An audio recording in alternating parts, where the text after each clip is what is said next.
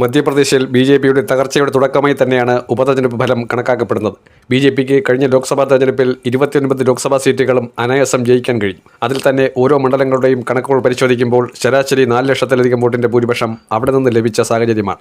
ദേശീയ രാഷ്ട്രീയത്തിൽ ബി.ജെ.പിക്ക് വലിയ തിരിച്ചടി ഉണ്ടായിട്ടും മധ്യപ്രദേശ് എന്ന പരമ്പരാഗത കോട്ടയിൽ വലിയ മുന്നേറ്റം നടത്താൻ അവർക്ക് കഴിഞ്ഞു. മധ്യപ്രദേശിലെ ചിന്തുവാര അടക്കമുള്ള എല്ലാ കോൺഗ്രസ് ആധിപത്യ മണ്ഡലങ്ങളും ബി.ജെ.പി പിടിച്ചെടുക്കുകയായിരുന്നു. ചിന്തുവാരയും ഗുണയുമൊക്കെ പരമ്പരാഗതമായി എത്രയൊക്കെ ബി.ജെ.പി ആധിപത്യമെന്ന് പറഞ്ഞാലും അതൊക്കെ കോൺഗ്രസ് ചെറിയ വോട്ടിന്റെ വ്യത്യാസത്തിലെങ്കിലും ജയിച്ചു മാറുന്ന മണ്ഡലങ്ങളാണ്. അതുപോലും നഷ്ടപ്പെട്ടു. ഇൻഡോർ അടക്കമുള്ള മണ്ഡലങ്ങളിൽ റെക്കോർഡ് ഭൂരിപക്ഷം 8 ലക്ഷം മുതൽ 9 ലക്ഷം വോട്ടിന്റെ റെക്കോർഡ് ഭൂരിപക്ഷത്തിൽ വിജയിക്കുന്ന സാഹചര്യമുണ്ടായി.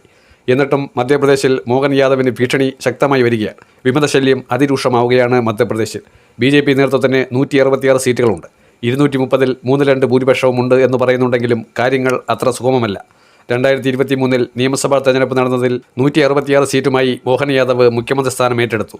എന്നാൽ 2028 മുമ്പ് തന്നെ പല രീതിയിൽ പ്രശ്നങ്ങളുണ്ടാകും. പല എം.എൽ.എമാരും ബി.ജെ.പി സ്ഥാനം രാജിവെക്കും. മന്ത്രിസ്ഥാനം കിട്ടാത്ത എം.എൽ.എമാർ നിരാശരാണ്.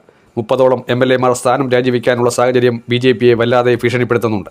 കേവല ഭൂരിപക്ഷത്തിനാവശ്യം നിലവിൽ 116 സീറ്റുകൾ മാത്രമാണെങ്കിൽ പോലും അവിടെ 30-35 എം.എൽ.എമാർ രാജിവെച്ചാൽ പോലും ഭരണത്തെ ബാധിക്കുന്നില്ല. കാരണം കേവല ഭൂരിപക്ഷത്തിനേക്കാൾ മികവാർന്ന രീതിയിലാണ് ബി.ജെ.പി അവിടെ മുന്നോട്ട് പോകുന്നത്. പക്ഷേ മധ്യപ്രദേശിൽ ചില്ലറ കളികളൊന്നുമല്ല കോൺഗ്രസ് നേതൃത്വം കളിക്കുന്നത്. കമൽനാഥിൻ്റെ നേതൃത്വത്തിൽ ഇനി കോൺഗ്രസ് മുന്നോട്ട് പോകില്ല എന്ന് തോന്നിയ നിമിഷത്തിലാണ് ബി.ജെ.പിക്ക് അടിപതറാൻ തുടങ്ങിയത്.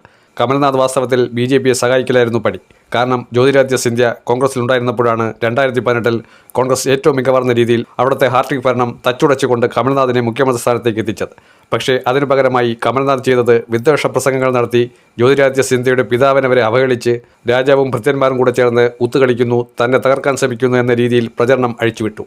അതിൻ്റെ ഫലമോ മുഖ്യമന്ത്രി കസേരയിൽ നിന്നും ഇറങ്ങേണ്ടി വന്നു എന്നുള്ളത് മാത്രമല്ല, അധികാര സ്ഥാനങ്ങളെല്ലാം നഷ്ടപ്പെട്ടു. ഇതിൻ്റെ വേറൊരു വെർഷനാണ് രാജസ്ഥാനിലെ അശോക് ഗെഹ്ലോട്ടിൻ്റെ ഏറ്റവും പിന്തിരിപ്പൻ രീതി എന്ന് പറയുന്നത്. പക്ഷേ ഗെഹ്ലോട്ട് ഒരു പരിധിവരെ അവിടെ മുഖ്യമന്ത്രി സ്ഥാനം പിടിച്ചു നിന്ന് കോൺഗ്രസിനെ തകർക്കാൻ ശ്രമിച്ചെങ്കിലും തൻ്റെ സ്ഥാനത്തിന് ഒരു ഇളക്കവും തട്ടാതിരിക്കാൻ ഗെഹ്ലോട്ട് പരമാവധി കളികൾ കളിച്ചു. കമൽനാഥിന് പക്ഷേ സ്വന്തം തകർച്ചയുമുണ്ടായി. കോൺഗ്രസ് മൊത്തത്തിൽ തകർന്നടിയുന്ന സാഹചര്യമുണ്ടായി. ഇപ്പോൾ പക്ഷേ നേതൃമാറ്റം വന്നതിന് ശേഷം മധ്യപ്രദേശിൽ കോൺഗ്രസ് പച്ച പിടിക്കുന്ന സാഹചര്യമാണ്.